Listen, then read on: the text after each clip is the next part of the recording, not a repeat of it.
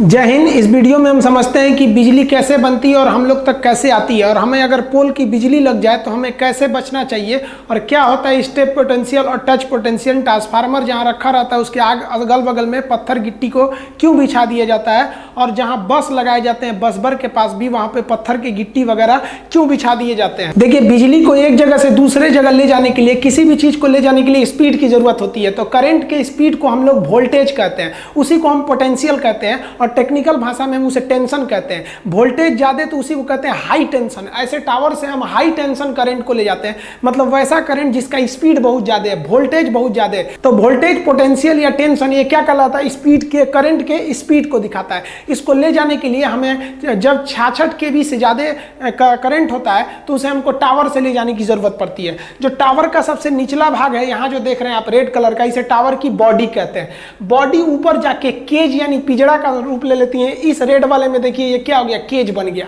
Cage का ऊपरी भाग जो कहलाता है वो पीक कहलाता है। तो आप ध्यान से देखिए, सबसे नीचे क्या हो गया भाई, तो ये बॉडी, केज और ये हो गया पीक। और साइड में जहां लटका हुआ है उसे हम लोग कहते हैं आर्म। यहाँ रेड कलर का है, ये क्या है, आर्म है। इसी आर्म पर इंसुलेटर लटका दिए गए रहते हैं। आप यहाँ देखिए ये सब इंसुलेटर लटके हुए हैं, और इसी इंसुलेटर में तार को फंसा के ले जाया जाता है। वायर को इसमें नहीं फंसाते हैं वरना करंट इस पे चलाएगा। ट्रांसमिशन टावर जो होते हैं उनको कभी कभी जमीन पे ही कस के उन्हें हेलीकॉप्टर से पुल कर लिया जाता है, और जो पहाड़ी एरिया होते हैं वहां पर ले जाके इन्हें फिट कर दिया जाता है। ये काम थोड़ा आसान होता है लेकिन इसका खर्च ज्यादा आता है। हालांकि इंडिया में जो ज्यादातर टावर्स बनाए जाते हैं उनको एक बार एक कर करके कसा जाता है। हालांकि इसे हेलीकॉप्टर द्वारा भी एक जगह से दूसरे जगह ले जाके उसके ऊपर रख दिया जाता है, और वहां पर वर्कर उसको कस देते हैं, उसके बाद हेलीकॉप्टर चला जाता है। ट्रांसमिशन लाइन के लिए हमें मोटे आकार का ACSR वायर का प्रयोग करते हैं। ACSR का फुल फॉर्म क्या होता है? Aluminium conductor steel reinforce. देखिए, रेनफोर्स का मतलब मजबूती देता है, तो इसके बीच वाले भाग में ना स्टील लगा होता है। आप यहां देखिए तो इसके बीच में आपको स्टील दिखेगा, और ये स्टील जो है इसे मजबूती देता है और टूटने से रोकता है इसमें, क्योंकि स्टील का जो टेंशन होता है, इलास्टिसिटी होती है वो ज्यादा होती है। और इसके बाहर ये हमें क्या लगाए रहते हैं लोग, वही एल्युमिनियम के कंडक्टर, और कई कंडक्टर को एक साथ मिलाकर मोटा किया जाता है। ट्रांसमिशन करंट ले जाने के लिए तो तांबे का तार अच्छा होता है लेकिन वो महंगा पड़ जाता है, क्योंकि उसका प्रतिरोध कम होता है लेकिन वो महंगा पड़ता है। तो हम एल्युमिनियम का प्रयोग करते हैं। एल्युमिनियम का प्रतिरोध यानी रेसिस्टेंस को कम करने के लिए उसे मोटा कर दिया जाता है, तो ये बहुत अच्छा हो जाता है हमको। इसे कैसे, ACSR ट्रांसमिशन लाइन के नाम से इसे जाना जाता है। कि दो टावर के बीच की जो दूरी होती है उसे हम स्पैन कहते हैं, और ये जो स्पैन होता है ये डिपेंड करता है कैसा एरिया है। ये 300 मीटर भी हो सकता है, और ये दो चीजों पर डिपेंड कर सकता है, घुमाव है या नहीं, या फिर पहाड़ी एरिया है, मतलब डिस्टेंस पे डिपेंड कर सकता है। और ये भी डिपेंड कर सकता है कि इसमें कितने वोल्टेज का करंट है। तो ये जो स्पैन यानी दूरी है ये डिफर कर सकता है। अब जो स्पैन होता है, एकदम तार को लंबा खींच के नहीं ले जाया जाता है, क्योंकि अगर बहुत ज्यादा लंबा खींच देंगे और वोल्टेज ज्यादा होने की वजह से वो तार को टूटने का डर हो सकता है, इसलिए थोड़ा सा झुका दिया जाता है। तो ऊपर से ये जितना झुका रहता है उसे हम कहते हैं सैग, और नीचे से जितना उठा रहता है उसे कहते हैं ग्राउंड क्लियरेंस। तो ये ऊपर से झुकाव को हम सैग कहते हैं। क्वेश्चन पूछा था सैग कहां देखने को मिलते हैं, तो ट्रांसमिशन लाइन में आपको सैग देखने को मिलेगा। ऊपर से झुकाव को सैग कहेंगे। किसी भी ट्रांसमिशन टावर में सबसे ऊपर जो ले जाया जाता है वो अर्थिंग वायर को ले जाया जाता है। अर्थिंग वायर क्या करता है, एक्स्ट्रा करंट को जमीन में डाल देता है। अतः इस टावर पे अगर कहीं से ये जो केबल आ रहा है, जिसे हम लोग कंडक्टर कहते हैं, कहीं गलती से इस पे टच हो जाए और कोई आदमी अगर इसे छू लेगा तो मर जाएगा आदमी। इतना हाई वोल्टेज का करंट है, हाई टेंशन, इसलिए सबसे ऊपर ले जाया जाता है हम लोग को अर्थिंग वायर, अर्थ वायर को ले जाया जाता है। और अर्थ वायर में याद रखिएगा इस तरह से इंसुलेटर नहीं लगाए रहते हैं। जैसे यहाँ देखिए, यहाँ इंसुलेटर लगाया गया है, किसी भी फेज करंट में इंसुलेटर लगाया जाता है, लेकिन अर्थिंग वायर में इंसुलेटर नहीं लगाया जाता है। वो जानबूझ के उसको टावर से टच कर दिया जाता है, क्योंकि एक्स्ट्रा करंट जितना भी आए वो इसको लेकर चला जाए। देखिए, अर्थिंग वायर को चिपका देने से हमको टच पोटेंशियल से सुरक्षा मिल जाती है। टच पोटेंशियल मतलब वोल्टेज। अगर किसी चीज में करंट है, आप उसे टच कर रहे हैं, तो टच करने से जो झटका मारता है उसे कहते हैं टच पोटेंशियल। ये टच पोटेंशियल कैसे आता है? मान लीजिए कोई तार टूट के इसमें टच हो गया, अब आप इसको नीचे से टच कीजिएगा तो आपको मार देगा। तो इस करंट को कहीं ना कहीं ले जाने की जरूरत है, इसलिए इसमें हम एक अर्थिंग वायर जोड़ देते हैं जो लेके अर्थ में चला जाता है, और आपको टच पोटेंशियल नहीं मिलता है। लेकिन इससे स्टेप पोटेंशियल का खतरा कम नहीं होता। स्टेप पोटेंशियल मतलब होता है पैर रख देने से करंट मारना। स्टेप पोटेंशियल क्या होता है, जैसे मान लीजिए ये पोल है और यहां से एक तार गिर के यहां आ गया। अब बताइए, ये वाला तो है यहां पर, अब इसके पास वोल्टेज बन जाएगा। ये जो है वोल्टेज का सोर्स बन जाएगा, V फॉर वोल्टेज पोटेंशियल हो जाएगा। अब आप इस तार के जितना करीब रहिएगा उतने ज्यादा वोल्टेज मारेगा। तो मान लीजिए कि आप इसके करीब में है, तो करीब में ये मान लीजिए ये करीब में इसको सपोज कर लिए 80 है, अब बाहर में 60 है, और दूर जाएंगे तो कम होते जाएगा, एकदम सेंटर में मान लीजिए 100 है।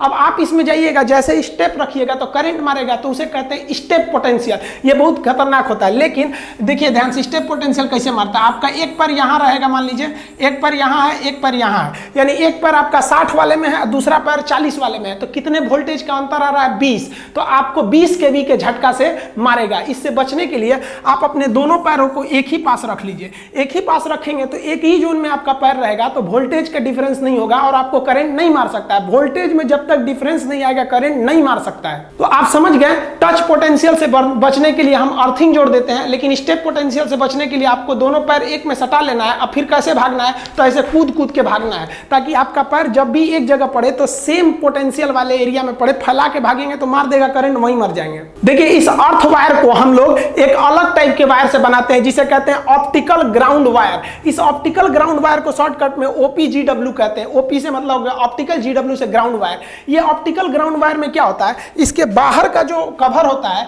वो तो आपका ACSR का ही होता है, एल्युमिनियम का ही होता है, और अंदर का जो वायर होता है वो इंटरनेट ले जाने वाले ऑप्टिकल फाइबर का बना होता है, जिसमें पूर्ण आंतरिक परावर्तन, टोटल इंटरनल रिफ्लेक्शन द्वारा इंटरनेट आ जा सकते हैं। तो आपके शहर में जो इंटरनेट आता है ना, वो इसी के ऊपर से आ जाता है, जिसे बड़ी बड़ी कंपनियां खरीद लेती हैं। आपके गांव मोहल्ले शहर में आती है सर कि भैया हमारा वाईफाई कनेक्शन ले लीजिए, वो इन्हीं से लेके आई रहती है। या फिर उनका अलग से केबल भी हो सकता है, लेकिन इसमें सस्ता पड़ता है कि भैया अर्थिंग की जरूरत थी, एक तीर से दो निशाना हो गया। और इसी के माध्यम से बिजली विभाग भी एक सब स्टेशन से दूसरे सब स्टेशन में बातचीत कर सकते हैं। जब हम किसी पावर लाइन के द्वारा से कम्युनिकेशन करते हैं, अर्थिंग पावर लाइन ऊपर वाले से, तो उसे कहते हैं power line carrying communication, PLCC। तो ये ऊपर वाले से आपका PLCC का भी काम हो सकता है, एक सब स्टेशन से दूसरे सब स्टेशन तक मैसेज सिग्नल जो भी भेजना है भेज सकते हैं। अब समझिए, जो फेज, जो मेन करंट होता है वो ऊपर से नहीं जाता है, उसके आर्म से जाता है, और आर्म में टच नहीं रहता। आर्म में टच हो भी गया ना तो ऊपर का अर्थिंग तो उसे ग्राउंड कर देगा, लेकिन टच नहीं कराया जाता है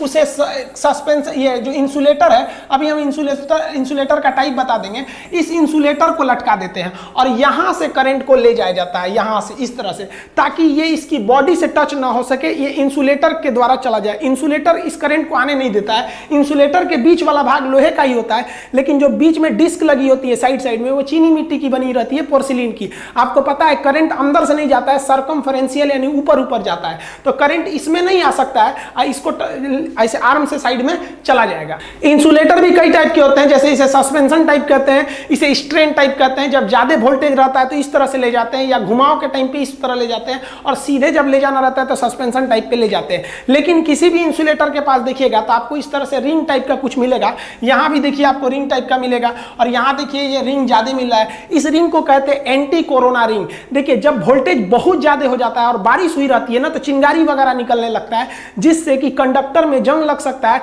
और जो आपका वायर है वो अधिक गर्मी के कारण गल के टूट भी सकता है। इसलिए ये साइड साइड में रिंग लगा दिया जाता है। रिंग लगा देने से क्या होता है, जो कोरोना होता है, कोरोना मतलब एक्स्ट्रा करंट जो इस पे आ गया, सर्ज टाइप में आ गया पूरे तरह से, वो इस रिंग पे आ जाए, और रिंग पे आने से गोल गोल चारों ओर फैल जाएगा। फैल जाने से उसका हीट चारों ओर डिस्ट्रीब्यूट हो जाएगा, लाइट डिस्ट्रीब्यूट हो जाएगा, एक ही जगह हीट नहीं मिलेगा, इसलिए तार आपका बच जाएगा। तो इस एक्स्ट्रा करंट या एक्स्ट्रा लीकेज को हम क्या कहते हैं, हम लोग कोरोना इफेक्ट कहते हैं। ये जो बीमारी अभी फैली है वो कोरोना अलग है। इसे राउंड शेप क्यों दिया जाता है ये आप समझ गए।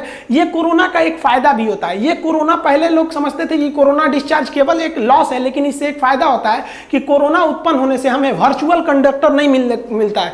वर्चुअल कंडक्टर मतलब तार नहीं है, फिर भी करंट आ गया, यानी हवा में करंट आ गया। कैसे? आप बिजली, आप देखेंगे रेलवे का जहां तार गया रहता है, आप उसके नीचे जाएंगे, अगर आप छाता वगैरह लिए हैं और छाता भीगा है ना, और उसका जो लोहा को पकड़ेंगे तो हल्का हल्का आपको झंझनाहट महसूस होगा, जबकि तार से आप टच नहीं है। लेकिन वो एक एरिया बना लिया, वर्चुअल बना लिया। वर्चुअल मीटिंग हो रही है ना कोरोना में, हम वहां नहीं हैं, लेकिन फिर भी हम वहां पे भाषण दे रहे हैं। आप अभी हमसे क्लास ले रहे हैं, कौन सा क्लास है? वर्चुअल क्लास है। तो इसे कहते हैं वर्चुअल कंडक्टर। तो कोरोना उत्पन्न हो जाएगा ना, तो वो एक्स्ट्रा करंट को नीचे जाने ही नहीं देगा कि वर्चुअल कंडक्टर बन सके। अतः कोरोना से एक फायदा भी होता है, वरना वर्चुअल कंडक्शन के कारण तरह तरह की बीमारियां उत्पन्न हो सकती है, और छोटा मोटा चीज को तो करंट मार भी देता है। देखिए कभी कभी कोरोना जो इफेक्ट होता है वो नजर ही नहीं आता है। जैसे यहां आपको दिखाई दे रहा होगा, जो इसमें एक्स्ट्रा लाइटिंग आ रही है, जो सर्ज उत्पन्न हो रहा है, ये कोरोना है। जब बारिश होती है तो कोरोना ज्यादा ही दिखाई देता है। आप इसको देखने के लिए एक अलग टाइप का कैमरा लगाना होता है जो लो कोरोना को भी दिखा सकते हैं। हालांकि हमको नंगी आंख से नहीं दिखाई देगा, जैसे अभी देखिए इस पे कोरोना नहीं दिख रहा था, जबकि उस पे अगर कैमरा से देखेंगे तो इस तरह का कोरोना दिखाई देगा। अब समझिए जंपर वायर क्या होता है। देखिए जितने भी ट्रांसमिशन लाइन में जो वायर गए रहते हैं, कंडक्टर गए रहते हैं, वो आपस में नहीं जुड़े रहते हैं। वरना सोचिए ना, अगर 20 किलोमीटर लंबा अगर तार जोड़ देंगे तो कितना भारी हो जाएगा, दूसरा गिरा देगा पूरा तरह से इंसुलेटर को ही। इसलिए उसमें हम जंपर वायर का प्रयोग करते हैं। जंपर वायर क्या होता है, एक तार आया रहता है और इस इंसुलेटर से जुड़ के और वो यही खत्म हो जाता है और दूसरा इधर खत्म हो जाता है। डायरेक्ट कनेक्शन नहीं रहता है। डायरेक्ट कनेक्शन के लिए एक एक्स्ट्रा तार लगाते हैं। इस एक्स्ट्रा तार को हम जंपर वायर कहते हैं। आप अपने घर गांव में भी देखिएगा ना, जो पोल गया रहता है तो एक पोल से दूसरे पोल में अक्सर जंपर वायर लगा दिया जाता है, तो ये जंपर वायर हो जाते हैं। इससे फायदा ये होता है, दो फायदे होते हैं। एक, जो लोड होता है वो कम हो जाता है। जैसे मान लीजिए ये वाला टावर है, ये बीच वाला टावर की हम तुलना करें तो इस टावर पे केवल 2 तार का लोड है, केवल एक इधर वाले का लोड है और एक इधर वाले का लोड है। कैसे, देखिए जो इधर से तार आ रहा है वो तो यही खत्म हो गया है और वो इंसुलेटर से जुड़ा हुआ है, और वहां के केवल करंट लाने के लिए छोटा सा आपका जंपर तार लगा हुआ है, जंपर वायर। पूरे तार का लोड इधर नहीं है। इस टावर पे आपका लोड केवल इसका है और इधर से इसका है, यानी कोई भी टावर केवल 2 तार का लोड रोक रहा है। इसलिए इसका जो इंसुलेटर होता है वो सुरक्षित होता है। ये इंसुलेटर पे ज्यादा लोड नहीं पड़ता है। लेकिन अगर पूरा जोड़ देते इधर से उधर तो लोड ज्यादा हो जाता, टूट सकता था। इसके अलावा एक और फायदा होता है, ये स्विच का काम करते हैं। जैसे मान लीजिए कि हमको यहाँ कुछ गड़बड़ी आ गई है, इस एरिया में हमको बनाना है, तो पूरा पावर लाइन काटने की क्या जरूरत है भाई। इधर से लाइट इधर भी गया होगा, कई जगह गया होगा, डिस्ट्रीब्यूट हुआ होगा, हमको यहाँ बनाना है तो हम क्या करेंगे, यहाँ का जंपर वायर छोड़ा देंगे। यहाँ का अगर जंपर वायर छोड़ा दिए तो करंट यहाँ से हट जाएगा। जैसे देखिए ना, यहाँ पे ये इंसुलेटर है, ये करंट को आगे जाने ही नहीं देगा, और ये भी इंसुलेटर है, करंट को आगे ही नहीं जाने देगा। मान लिया कि हमको यहाँ पर कोई वर्क का काम करना है, तो हमको यहाँ से यहाँ करंट इंसुलेटर से थोड़ी जा रहा था, ये जंपर वायर से जा रहा था। अब आप देखिए इस इमेज में, यहाँ जंपर वायर जो है ना वो तोड़ दिया गया, ब्रोकन जंपर वायर खोल दिया गया, तो करंट यहाँ तक तो आएगा लेकिन आगे नहीं जाएगा, और हम वहाँ काम आराम से कर सकते हैं बिना सब स्टेशन को बंद किए। देखिए जब भी किसी कंडक्टर में बहुत हाई वोल्टेज जाता है ना, तो उसमें एक झंझनाहट, एक वाइब्रेशन उत्पन्न हो जाता है। एकदम ज्यादा 33,000 वोल्ट का करंट जा रहा है तो झंझनाहट उत्पन्न हो जाता है। तो इस झंझनाहट को कम करने के लिए यहाँ पर एक इंस्ट्रूमेंट लगाया जाता है जिसे कहते हैं स्टॉक ब्रिज डंपर। ये डंपर क्या करते हैं, आप इस तरह के शेप में देखे होंगे डंपर होते हैं, यहाँ बड़ा करके देख लेंगे, ये है डंपर। जब भी हाई वोल्टेज का करंट इस ACSR कंडक्टर में जाएगा तो ये कंडक्टर कंपन करेगा। तो ये क्या करता है, इस कंपन को अपने ऊपर ले लेता है और ये दोनों वाले साइड कैसे इस कंपन करके उस कंपन को खत्म कर देते हैं, ताकि पूरे करंट में, पूरे कंडक्टर में कंपन ना हो, वरना पूरा कंपन होगा तो बहुत भारी हो जाता है वो और टूट भी सकता है। ट्रांसमिशन लाइन में बहुत ज्यादा वायर ले गए रहते हैं करंट के लिए, बहुत ही ज्यादा। अब वो आपस में सट ना जाए, उनमें स्पेस बनाकर रखना जरूरी है। तो देखिए किसी चीज में ER लग जाता है ना, तो उसका मतलब होता है उस काम को करने वाला। जैसे डांस मतलब नाचना, और ER जोड़ देंगे डांसर मतलब नचनिया, तो उसी तरह स्पेस मतलब जगह, और ER जोड़ देंगे तो स्पेसर मतलब जगह बनाने वाला। तो इस दो तार आपस में सट ना जाए, इसलिए अलग अलग टाइप के स्पेसर का प्रयोग किया जाता है। देखिए ये है आपका स्पेसर, ये सब क्या है, सब अलग अलग टाइप के स्पेसर है सब। आप देखिए यहाँ पर, ये अगर ये स्पेसर नहीं रहता तो ये तार आपस में जुड़ जाते सब, और जब मान लीजिए एक में 1000 वोल्ट जा रहा है, 4 ठो जुड़ गया, 4000 वोल्ट पूरा उड़ जाएगा कंडक्टर ही है। तो कंडक्टर आपस में उड़ ना जाए, इसलिए उसके बीच में स्पेस बनाने के लिए स्पेसर लगाया जाता है। आप देखिए इस केबल में यहाँ से वहां तक वायर में हर जगह जगह पे स्पेसर लगा दिया जाता है। इसे चढ़ के भी फिट किया जा सकता है और हेलीकॉप्टर द्वारा भी फिट किया जा सकता है, लेकिन ये स्पेसर काफी जरूरी होते हैं। गांव में ये स्पेसर नहीं होता है, तो गांव की जो लाइट होती है वो गई रहती है, तो बीच बीच में लकड़ी का फट्ठा लगा के बांध दिया जाता है ताकि आपस में सटे नहीं, स्पेस बना रहे। स्पेसर को जनरली हेलीकॉप्टर से लोग उसको इंस्टॉल कर देते हैं, हालांकि इंडिया में हेलीकॉप्टर का उतना यूज नहीं किया जाता है। ये जो स्पेसर होते हैं ये किसी भी कंडक्टर को आपस में जुड़ने नहीं देते हैं, वरना ये जुड़ के एक दूसरे से बहुत ज्यादा वोल्टेज बढ़ जाएगा और शॉर्ट सर्किट का डर बन सकता है। स्पेसर लगाना काफी रिस्की काम होता है, इसलिए ये सेफ्टी बेल्ट वगैरह अपने साथ रखते हैं। और ये जो ACSR वायर होता है इसमें स्पेसर को फंसा के और कस दिया जाता है ताकि उनको हमेशा उसकी सेफ्टी बनी रहे। पहाड़ी एरिया में लोग पैराशूट से ग्लाइडिंग करते हैं या एयरपोर्ट के पास जब जहाज या हेलीकॉप्टर नीचे आती है तो ट्रांसमिशन लाइन से टकराने का डर हो जाता है, तो वो इस ट्रांसमिशन लाइन से न टकराए इसलिए उनके ऊपर एरियल मार्कर बॉल लगा दिया जाता है। ये एरियल मार्कर बॉल जो होते हैं ये एयरपोर्ट या हिल्स वाले एरिया में लगाए जाते हैं। इन्हें हेलीकॉप्टर द्वारा भी सेट किया जा सकता है या कई अलग अलग द्वारा। इन्हें हम लाल ऑरेंज ज्यादा रंगते हैं ताकि ये इनका वेवलेंथ ज्यादा होता है और ये दूर से दिख जाते हैं ताकि दुर्घटना न हो। इसको एयरपोर्ट वाले एरिया में 50 फीट की दूरी पर और हिल वाले एरिया में, पहाड़ी एरिया में 200 की फीट पे दूरी पर सेट किया जाता है। वो डिपेंड करता है विजिबिलिटी कितनी है। इसका मेन मकसद होता है कि लोगों को समझ में आ जाए कि यहाँ पर ट्रांसमिशन लाइन है, वरना पैराशूट से घूमते आया उतर गया ट्रांसमिशन लाइन पे या कोनो जहाज उतार दिया इसी पे, दिक्कत हो जाएगा। देखिए ट्रांसमिशन लाइन जब भीड़ भाड़ वाले एरिया से गुजरता है या किसी हाईवे से ऊपर से गुजरता है, मतलब ऐसा लगता है कि अगर ये ट्रांसमिशन लाइन टूट के गिर जाए तो नीचे लोगों की जान का खतरा हो जाएगा, तो एक अलग से तार वहां पे जाली बना दिया जाता है तार का, उसे हम लोग कहते हैं गार्डिंग वायर। ये गार्ड करते रहता है कि ऊपर से तार नीचे ना गिरे। ये भीड़ भाड़ वाले ही एरिया में लगाया जाता है गार्डिंग वायर। आप अपने शहर वगैरह में भी देखे होंगे इस तरह से गार्डिंग वायर लगाया जाता है। ये गार्डिंग वायर का एरिया डिपेंड करता है कि भीड़ का एरिया कितना है और नीचे की सड़क कैसी है। बिजली जहां से बनी थी वहां से तो आप लेते हैं, अब अपने शहर के बाहर जहां सब स्टेशन लगाया जाता है, अब इस सब स्टेशन में घुसा दिए। यहीं से मेन दिक्कत शुरू होता है कि डिस्ट्रीब्यूशन कैसे किया जाए, कहां कहां किया जाए। पता चला 33,000 वोल्ट का करंट यहां ला दिए, आपके घर में दे दिया तो घर सहित उड़ जाएंगे आप भी। तो इसके अंदर बहुत सारे इंस्ट्रूमेंट लगाए गए रहते हैं। अब जैसे मान लीजिए यहां से तो ये टावर के थ्रू करंट आ रहा है, अब इसमें सर्ज अरेस्टर क्या होता है, केसीपी सीटी क्या क्या होते हैं सब, और उसके बाद यहां से निकलता है। तो इसके अंदर सब स्टेशन का लेआउट समझते हैं हम लोग।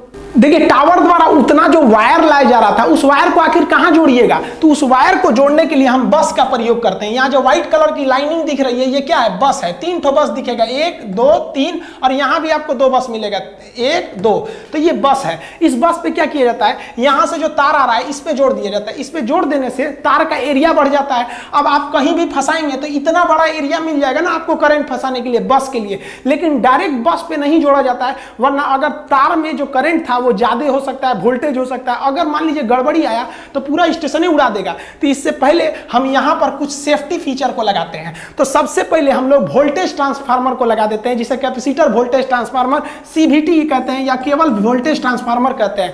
ये वोल्टेज नापता है, पोटेंशियल ट्रांसफार्मर होता है वोल्टेज। तो आप कहेंगे सर वोल्टेज तो वोल्ट मीटर से भी नाप सकते हैं, सोचा वोल्ट मीटर लगाएंगे यहाँ पे उड़ जाएगा वोल्ट मीटर, इतना भयानक आएगा। तो क्वेश्चन पूछेगा बहुत ही हाई वोल्टेज को नापने के लिए किसका प्रयोग करते हैं, तो वोल्टेज ट्रांसफार्मर या VT का प्रयोग करते हैं। तो सबसे पहले यहाँ पे हम लोग जो टावर से करंट आ रहा है वो सब स्टेशन में घुसने से पहले उसका वोल्टेज नाप लिया जाता है, भाई कितना वोल्टेज का है। अब मान लीजिए कि वोल्टेज बहुत ही ज्यादा है, क्योंकि जब भी कोरोना होता है या आसमान से बिजली गिरती है तो अर्थिंग वायर पे ही गिर जाती है, या फिर मान लीजिए फेज वायर पे गिरी तो पूरा वोल्टेज भेज देगा आपके सब स्टेशन पे, उड़ जाएगा सब स्टेशन वहां पे। तो सब स्टेशन उड़ न जाए इसलिए पहले ही हम वोल्टेज ट्रांसफार्मर लगा के नाप लेते हैं। अब एक बात बताइए, मान लीजिए वोल्टेज 4 गुना है, आप नापिए के क्या करिएगा, रोकने के लिए कुछ ना कुछ तो लगाएंगे ना। तो रोकने के लिए हम लोग वहां पर सर्ज अरेस्टर लगाते हैं। सर्ज क्या होता है, बहुत ही ज्यादा वोल्टेज का बढ़ जाना या लाइट का बढ़ जाना, उसे हम सर्ज कहते हैं। तो इसको अरेस्ट करके रख लेना, उसे हम कहते हैं सर्ज अरेस्टर।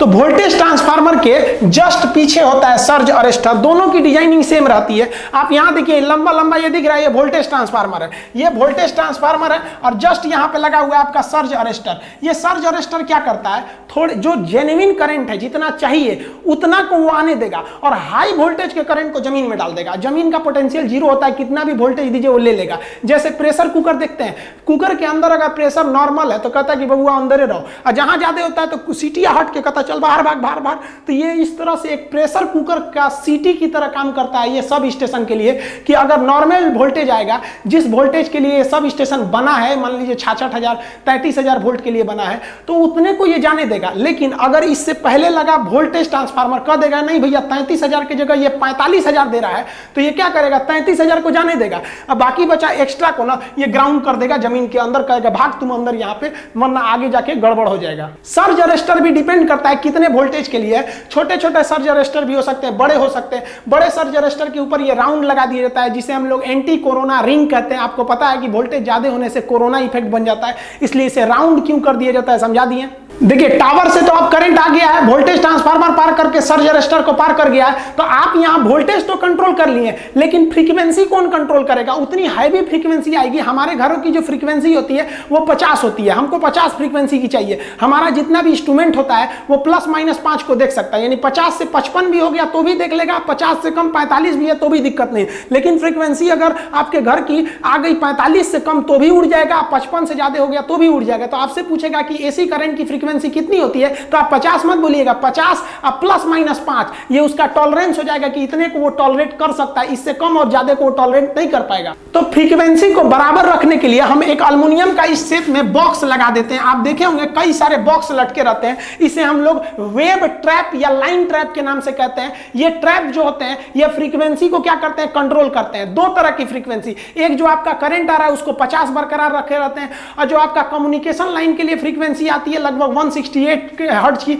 उसको भी वो लोग क्या किए रहते हैं, बरकरार रखे रहते हैं। क्योंकि दोनों काम हो रहा है, आपका वोल्टेज करंट भी आ रहा है और ऊपर से ऑप्टिकल फाइबर से आपका सिग्नल भी आ रहा है। तो ये जो होता है फ्रीक्वेंसी को कंट्रोल करता है, इसलिए इसे वेव ट्रैप के नाम से जानते हैं। अब ये अंदर घुसेगा यहां पर, तो एक बात बताइए, यहां से तो सब चीज कंट्रोल है। मान लिया कि यहां पे कुछ गड़बड़ी आ गया, कुछ उड़ गया, या फिर किसी का तबीयत खराब होकर इसी में गिर गया, सांप निकल गया इसी में, तो उसमें कौन जाएगा, मार देगा करंट। तो एक कट करने के लिए एक स्विच होना चाहिए ना, कि नहीं। तो आपके घर में भी जो स्विच होता है वो सबसे मेन गेट पे लगा रहता है। तो करंट जैसे घुसता है तो वहां डिस्कनेक्टिंग स्विच लगा रहता है। इस स्विच को वहां पे ऐसे पैर रखिएगा, उठा देंगे यहाँ पे, तो ये क्या हो जाएगा, उठ जाएगा और करंट कट जाएगा। तो जानबूझ के करंट को काटने के लिए हम डिस्कनेक्टिंग स्विच का प्रयोग करते हैं। डिस्कनेक्टिंग स्विच के बाद अब करंट अंदर आना चालू करता है सब स्टेशन के एरिया में। देखिए, सर्ज अरेस्टर और वोल्टेज ट्रांसफार्मर द्वारा आप तो वोल्टेज को कंट्रोल कर लिए हैं, और डिस्कनेक्टर स्विच ऑन है यानी करंट अंदर घुस गया। अब आप करंट को नापे हैं कि कितना एम्पियर का है। मान लीजिए आपको 100 एम्पियर चाहिए, आ गया है 500 एम्पियर, तब तो उड़ जाएगा। वोल्टेज तो अलग चीज होता है, एम्पियर भी तो नापना चाहिए। तो एम्पियर नापने के लिए आप क्या अमीटर का प्रयोग करेंगे, उड़ जाएगा। अमीटर इतना छोटा अमीटर होता है। तो करंट को नापने के लिए हम लोग करंट ट्रांसफार्मर का प्रयोग करते हैं, जिसे हम लोग कहते हैं सीटी। तो यहां पर हम लोग लगाते हैं अब अंदर की ओर सीटी, करंट ट्रांसफार्मर। अब ये बस के रास्ते अंदर घुस गया, अब इसमें क्या लगा देंगे, सीटी करंट ट्रांसफार्मर। अभी भी हम लोग डिस्ट्रीब्यूशन के लाइन में नहीं गए, वरना घर में भेज देंगे, किसी का मर जाएगा वहां पे। अभी हम यहाँ पे करंट नापेंगे। करंट नाप लेते हैं हम लोग किसके द्वारा, सीटी यानी करंट ट्रांसफार्मर द्वारा। अब उसको अंदर भेजते हैं हम लोग सर्किट ब्रेकर द्वारा। मान लिया कि सर्ज अरेस्टर से कोई गलती हो गई हो, वोल्टमीटर नापने में गलती कर दिया हो। ऐसा भी हो सकता है कि करंट ट्रांसफार्मर ज्यादा करंट था लेकिन कम में नापा हो। तो हम रिस्क क्यों ले, इन लोगों से अगर कहीं गलती हो गया है तो हमको यहां बीच में एक तो हम लोग लगा देते हैं सर्किट ब्रेकर। आप ये देख रहे हैं सर्किट ब्रेकर है, ये शेप में देखिए सर्किट ब्रेकर। इधर से करंट आया और इधर ये भेज दिया।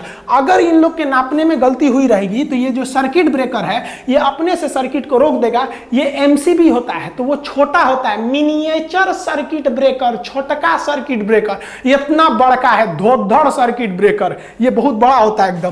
तो ये हो गया सर्किट ब्रेकर। अब इसके बाद करंट को भेजेंगे हम ट्रांसफार्मर के पास। देखिए, बस कई ठो लगाए जाते हैं। मान लीजिए ये कभी ये गड़बड़ हुआ तो हम उतने देर तक करंट को रोकेंगे थोड़ी ना। यहां से तार छोड़ा के इस पे लगा सकते हैं, फिर इस पे लगा सकते हैं, तो सब में सेम फंक्शन होता है। अब इसके बाद हम लोग भेज देते हैं सर्किट ब्रेकर के बाद यहां पर ट्रांसफार्मर के पास। अब ध्यान दीजिए, ये ट्रांसफार्मर जो है, ट्रांसफार्मर में भी ट्रांसफार्मर के पहुंचने से पहले सर्ज अरेस्टर लगाया जाता है। देखिए, ट्रांसफार्मर में पहुंचने से पहले सर्ज अरेस्टर है कि कहीं ससुरा इहो गलती कर दिया रहे तब क्या करेंगे, तो ये सर्ज अरेस्टर जो है एक्स्ट्रा करंट को ग्राउंड कर देगा। उसके बाद ये इसके हाई पोटेंशियल पे आएगा, उसके बाद लो वोल्टेज के थ्रू ये कहां निकल जाएगा, डिस्ट्रीब्यूट होने के लिए हमारे आपके शहर गली मोहल्ला में यहां से निकाल दिया जाएगा छोटे छोटे पोल के मदद से, जिसे हम लोग कहते हैं डिस्ट्रीब्यूशन लाइन। अभी जो ये आ रहा था ये था ट्रांसमिशन लाइन, और ये पूरा का पूरा एरिया है ये है कहलाता है सब स्टेशन। सब स्टेशन पे करंट देते हैं लोग किस पे, बस द्वारा, बस भर से, और उसके बाद डिस्ट्रीब्यूट करके आगे भेजते हैं। अब इस ट्रांसफार्मर से निकलेगा हम लोग को, तो ये ट्रांसफार्मर है स्टेप डाउन है। तो जो आ रहा था वो हाई वोल्टेज से आ रहा था, अब घर में देगा तो लो वोल्टेज से देगा, तो स्टेप डाउन। ट्रांसफार्मर के हम पार्ट्स समझा दिए थे, इसके क्या क्या पार्ट्स होते हैं। नेक्स्ट में हम आपको समझाएंगे कि ट्रांसफार्मर कितने प्रकार का होता है। अब आगे समझिए डिस्ट्रीब्यूशन कैसे होता है। सब स्टेशन के पास जो ट्रांसफार्मर होते हैं उसके नीचे जो पत्थर लगाए जाते हैं, इसके कई कारण हैं। पत्थर लगा देने से वहाँ पेड़ वगैरह नहीं उगते हैं, वरना पेड़ उग के ट्रांसफार्मर से टच हो जाएंगे और करंट आ सकता है।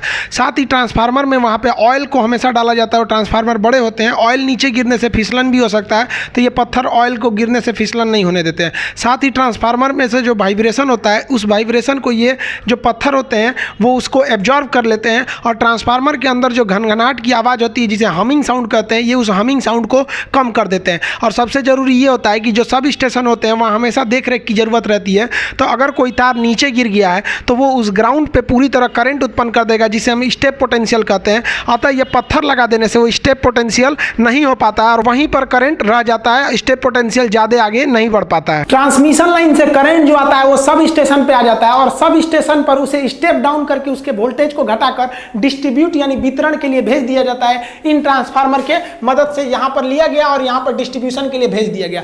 डिस्ट्रीब्यूशन के लिए हमें लगाने पड़ते हैं पोल। तो पहले लकड़ी के वुडन पोल होते थे जो हमेशा सड़ वगैरह जाते थे, उनको हटा के फिर हम लोग खोखले या ये बेलन टाइप के ट्यूबुलर पोल का प्रयोग किए जो एल्युमिनियम का होता था, लोहा एल्युमिनियम का मिक्स, और लेकिन वो भी खोखला होता था, वो भी सक्सेस नहीं हुआ। तो फिर हम लोग रेलवे लाइन, जो रेलवे रिजेक्ट कर देती थी अपनी रेल लाइनों को, उसको हम लोग धंसा देते थे, वो भी सक्सेस नहीं हुआ। तो अभी सबसे ज्यादा सक्सेस है रेनफोर्स सीमेंटेड कंक्रीट, आरसीसी। तो ये आरसीसी का जो है ना, रेनफोर्स सीमेंट कंक्रीट, ये पोल अभी सबसे ज्यादा सक्सेस है। ये सिंगल भी रहता है और डबल में भी लगा दिया जाता है। ज्यादा वोल्टेज का है तो दो दो एक साथ लगा के भेज दिया जाता है। तो ये डिस्ट्रीब्यूशन टावर हो गए सब, और वो जो थे सब बड़ा बड़ा टावर, वो हो गया आपका ट्रांसमिशन टावर। ये डिस्ट्रीब्यूशन लाइन।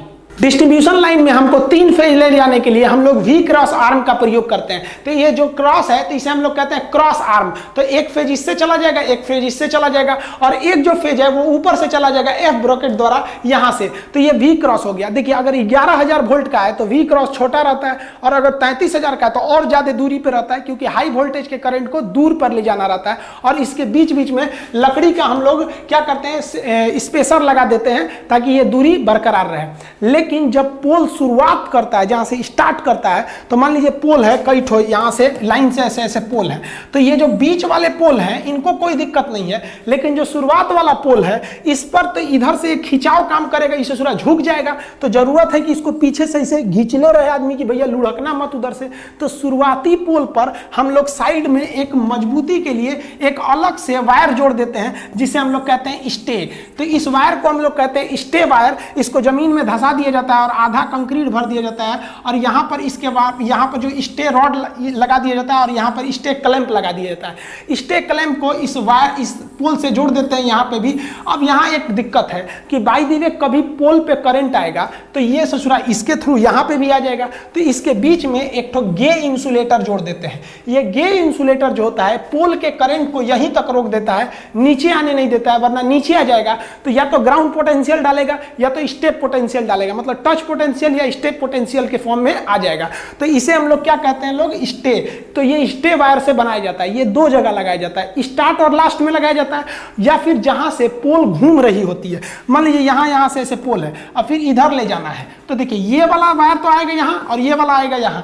तो ये जो पोल है ना अंदर धंस सकता है, तो इधर एक तो हम लोग इसमें क्या लगा देंगे, स्टे लगा देंगे। तो शुरुआत या लास्ट में स्टे लगाते हैं, या फिर जहां घुमाव होता है वहां पर स्टे लगाते हैं। क्वेश्चन पूछेगा कि स्टे में करंट ना आए, इसे रोकने के लिए किसका प्रयोग करते हैं, तो हम लोग गे इंसुलेटर का प्रयोग करते हैं। अभी हम पूरे टाइप के इंसुलेटर आपको बता देते हैं। देखिए बिजली विभाग घरों में वितरण के लिए, जो डिस्ट्रीब्यूशन के लिए नंगे केबल का प्रयोग करते थे, नंगे तार का, जो एल्युमिनियम का बना होता था, जिससे आदमी टोक फंसा के चोरी कर लेता था। इसलिए बिजली विभाग ने चोरी को कम करने के लिए और इलेक्ट्रिक लॉस को कम करने के लिए, साथ ही उन इलेक्ट्रिक वायर का जो था लाइफ ज्यादा नहीं थी, वो भीगते थे और उन पे जंग लग सकता था, इसलिए उसको चेंज करके इस काले रंग का वायर लगा रही है, जिसे एरियल बाउंस केबल या इसी को एबीसी कहते हैं। तो आजकल जो आपके गांव वगैरह में एबीसी का काम चालू हो गया होगा, नहीं भी हुआ होगा तो चालू हो रहा होगा, नहीं तो आपका पुराना एल्युमिनियम वाला लगा होगा। तो ये एबीसी वायर इस तरह लगे रहते हैं, इसे इस क्लैंप द्वारा इसे पोल पे फंसा दिया जाता है। इस एबीसी को देखिएगा तो इसमें जो होते हैं वो टोटल 5 वायर होते हैं। देखिए जिसमें 3 वायर काफी मोटे होते हैं, वो फेज के करंट को ले जाते हैं, मोटे जो आपके घर में दे देगा वो फेज करंट हो जाता है, और 2 वायर पतले होते हैं। जैसे इसमें यहाँ पे एक ये है, एक ये है, बाकी ये देखिए सेम साइज के 3 ठो मोटे मोटे हैं। आप अपने देखेंगे एरियल बाउंस केबल को, तो ये 3 तो हो गए फेज के लिए। एक जो पतला है वो सड़क पर लाइट के लिए लगा देते हैं, स्ट्रीट लाइट के लिए, जिससे वेपर वगैरह जलता है, और एक और जो पतला वाला है उसे हम लोग न्यूट्रल वायर के लिए जोड़ देते हैं। देखिए अर्थिंग क्या चीज होता है, न्यूट्रल क्या होता है, फेज क्या होता है, आप कहेंगे तो इस पर अलग वीडियो बना देंगे, क्योंकि जितना जरूरी फेज है उतना ही जरूरी न्यूट्रल भी है। तो ये न्यूट्रल के लिए एक वायर हो जाता है। जो न्यूट्रल वाला होता है वो एल्युमिनियम के एलॉय का बना होता है, जबकि ये जो तीनों हैं सब चारों ये बने रहते हैं एल्युमिनियम के। इसके ऊपर कवर लगा दिया जाता है ताकि ये बारिश से ना भीगे और इस पे चोरी भी ना किया जा सके। इंसुलेटर कितने टाइप का होता है उसे समझने से पहले हम लोग ये समझते हैं इंसुलेटर कहते किसे है। इंसुलेटर वैसे चीज होते हैं जो अपने से ऊपर होकर करंट को जाने नहीं देते हैं। करंट किसी चीज के अंदर से नहीं जाता है बल्कि बाहर सर्कमफेरेंशियली गुजरता है, तो अपने बाहर से करंट को जाने नहीं देते हैं, उसे हम लोग इंसुलेटर कहते हैं।